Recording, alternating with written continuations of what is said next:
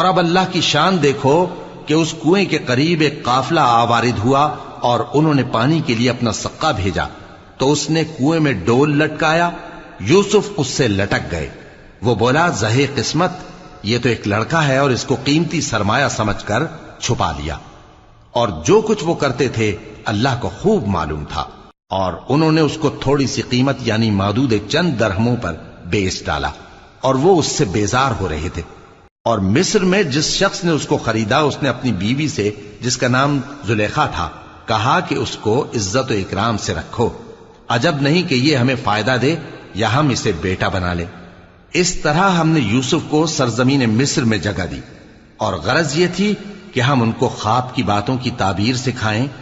اور اللہ اپنے کام پر غالب ہے لیکن اکثر لوگ نہیں جانتے۔ اور جب وہ اپنی جوانی کو پہنچے تو ہم نے ان کو دانائی اور علم عطا کیا،